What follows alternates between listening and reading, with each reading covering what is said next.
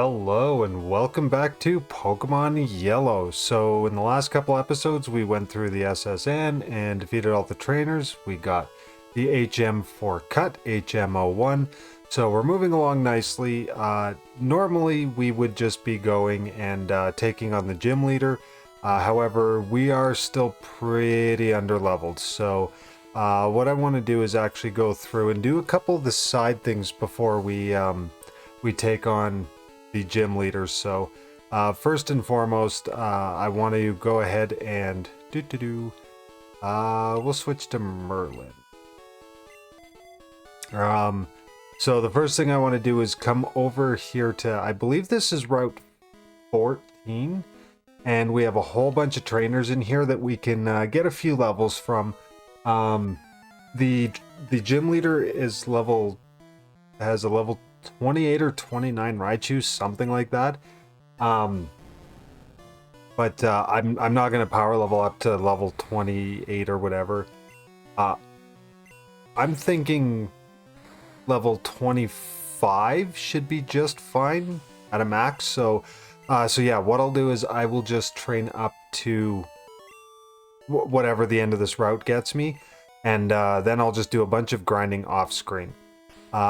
The other thing is that I wanted to point out was that a commenter had actually pointed something out that I had neglected to mention when I was going all the way back to the Viridian Forest. But when you're going through the Viridian Forest, specifically in yellow version, there's actually a 1% chance that you can catch an underleveled Pidgeotto at level 9.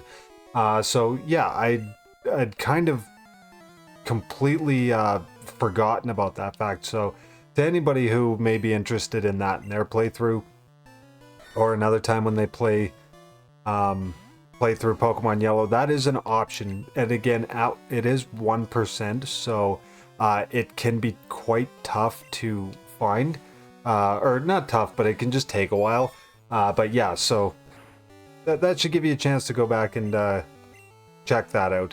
But a very, very cool thing. I believe that is because Ash catches one in the anime, and some of the stuff in this game is kind of modeled after that. Which also reminds me that there is a Bulbasaur that I have passed over. I will be going and getting that next time we go through the area. And after the gym, we'll be able to get Squirtle. So again, Bulbasaur and Squirtle I'm not adding to my team, but I definitely will show that off because, well, it's a quirky little thing about this game. So, but for this episode, and I'm pretty sure this will take most of the episode, if not all of it, to go ahead and defeat all the trainers and find the few goodies that are in this area. I do anticipate I'll be cutting some stuff out because it can be quite arduous to take on a bunch of trainers one after the other. But yeah, we'll continue on with Broiler. And oh, I almost missed one. There's a trainer in the bottom left corner that I always forget about. Okay, what do we have here? A youngster.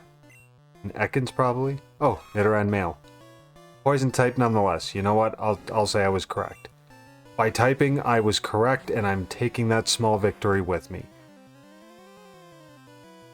Oh, and we got the burn. Let me guess, I got poisoned. Yep. Oh, I saw that coming. To the commenter that pointed out the luck with my early game paralyses, not cool. I maintain that my bad luck with this is strictly because somebody pointed it out. Not just because, you know, it's calculated that way and law of averages says it's going to happen that way. But no, it's because somebody pointed it out. Not cool. Okay, so Broiler took care of that. Nidoran. Oh, Nidorino might be a little bit tougher to deal with. Okay, well, if all it's going to use is Tackle, then I might actually be okay. Oh, and a burn. Okay, so, you know what, there's a little bit more luck on my side for it to pile up at the end. Oh, and double kick didn't even isn't even doing much of anything. I was worried it was going to use Horn Attack more than anything. That's always the big concern when you're facing Nidorino at this point in the game. Because Horn Attack is far and beyond its best attack at this point. Unless you've used TMs, which trainers don't in this game, so that means that's kind of a moot point. Okay, and oh yeah, I've still got to go cash in that nugget. I will get around to that at some point, maybe. Oh yeah, that max potion I found. Max ether, nope, no potions. Okay, so I guess we'll just tough along. If we go back here, I want to say this trainer has water types. Either that or I'm incredibly wrong and it's going to be grass types, but I'm pretty sure this one's water types. There are 4 of these guys. They'll have some kind of game outcome type thing, like win, lose, or draw, or I always win or I always lose. And they're gamblers, so... Okay, yeah, so this is the water type. And they have fire, water, grass, and electric types, respectively. These guys are fantastic if you are in Generation 3, which has the Verse Seeker. That is a fantastic tool. I think it's probably my favorite one, my favorite addition to the series that the Fire Red and Leaf Green remakes made to the series, because that thing is so handy when you've just caught something fresh and you just kind of need to get its IVs and EVs and just general experience up. That can help you express that or expedite that process a little bit better. There's other areas too in the Gen 3 remakes that can be really useful. Or other areas that the Verse Seeker is good for. Especially on, like, I think it's Kindle Road or whatever that's called.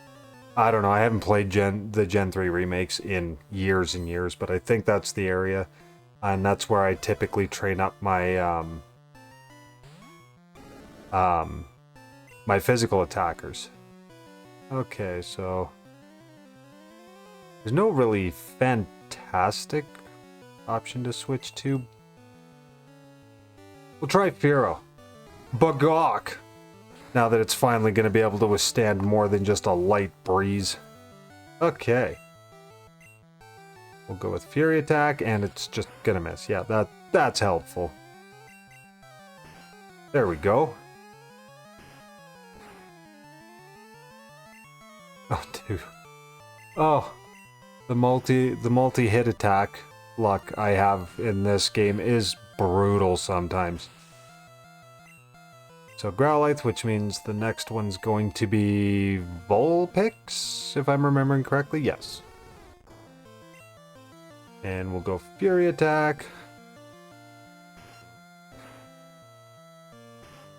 Oh, I got 3.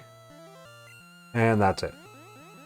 You know what, even if I get 3 hits, I'm pretty happy with that. Like, I don't, like, want to get greedy and going, oh, why isn't every attack I have, you know, a 5-hit, or every time I use Fury Attack, why isn't it 5? Like, nothing like that, but when you get a lot of 2-hit turns, that can feel pretty brutal sometimes.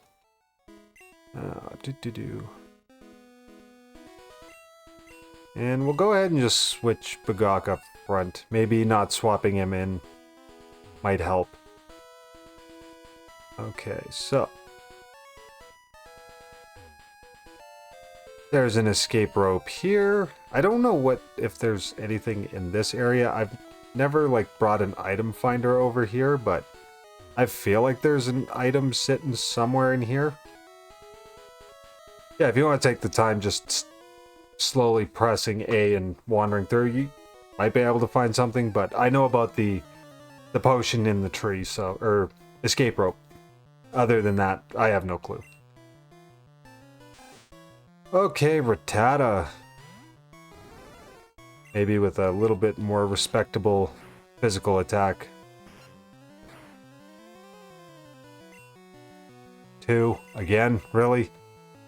Hero, and a miss. Does Fury Attack have a low accuracy? I don't think so. I feel like I miss, like, just flat out miss altogether a lot with Fury Attack.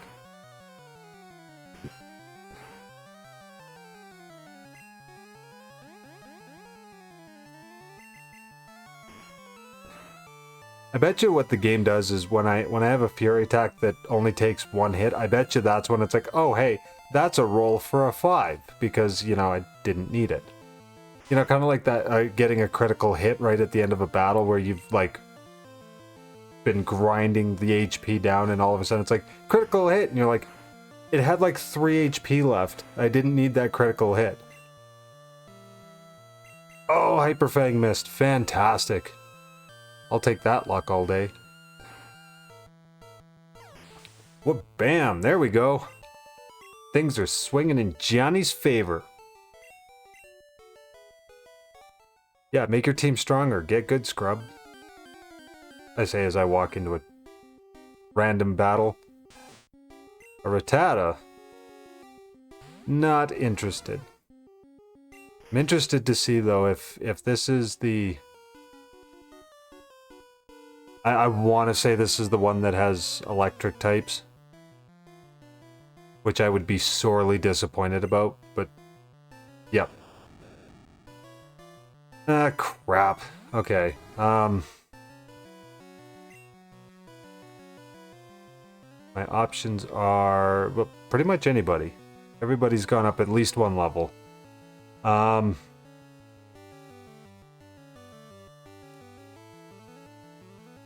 You know what? I'll just get Merlin to take care of it. Sonic Boom? Oh, Tackle. Fantastic. Tackle is something that it can handle. Oh, there's the Sonic Boom.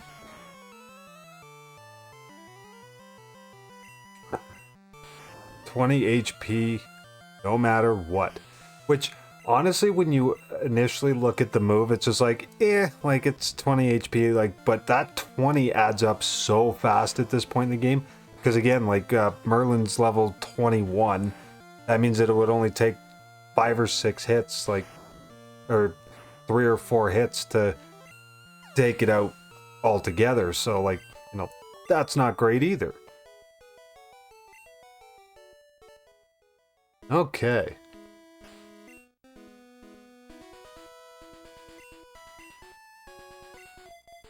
Yeah, I'm definitely gonna have to do some off-screen stuff.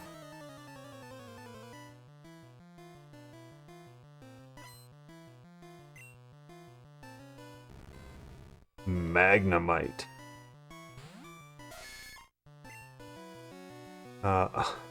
Holy Magnemite was already a steel type in Gen 1. I think Magnemite actually got a nerf by adding steel to its typing. I mean, like, steel is like the best defensive typing, but I don't think Magnemite legitimately, like, just outright benefited from that, especially because it doesn't have an attack in the first or in the second generation to, like, make use of that secondary typing. It's just there.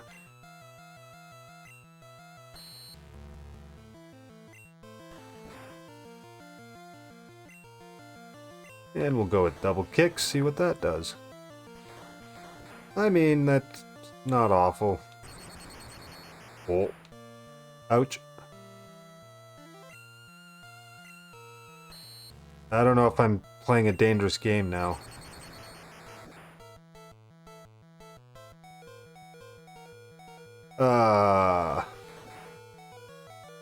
Nope. I was hoping for a critical. And yeah, there's the Sonic Boom to tie it off. I deserve that 100%. That was just bad logic on my part, but this should be low enough that Watch shouldn't have too much trouble with it.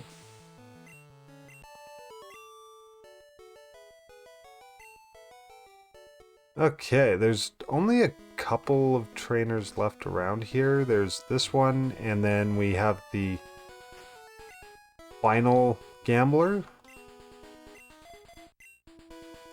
But I want to say this is a youngster here, so... Oh no, this is the other electrician in the area.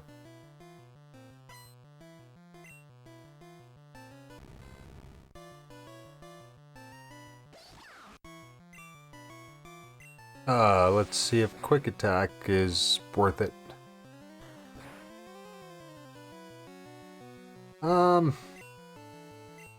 Yeah, you know what, let's just push through with the quick attacks. Oh, critical hit. Oh, there's the sonic boom. Ooh, look at Mr. Fixed Damage.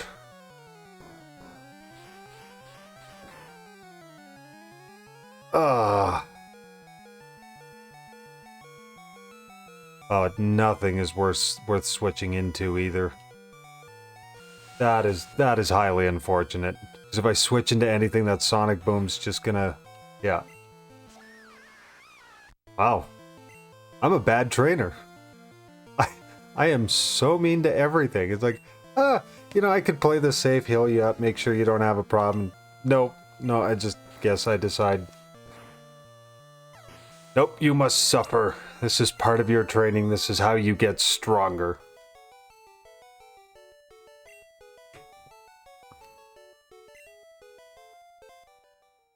Okay, and then we'll go and switch, and we'll get Bagok up front. The one thing I will point out, just as a weird side random note, having a pretty full team this early in the game, and actually just a full team in general, I understand is wildly inefficient. It's been noted more than once that that if you have just like one or two that are really good and just power level those one or two reliable Pokemon that'll just do what you need, and maybe have a an HM slave is the better way to go. But where's the fun in that? I like having a nice full team. Otherwise, again, it's your easy answer is just get Kadabra and Nidoking, and like that's basically all you need. That'll solve most of your problems throughout basically the entire game. That's no fun. Oh, right.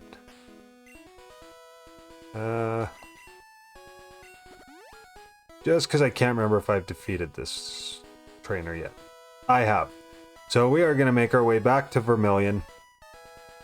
When we come back for the next video, I will have done all the off-screen training that I need to take on the gym. And we are also going to run a quick errand before we go do that. So, yeah, that's...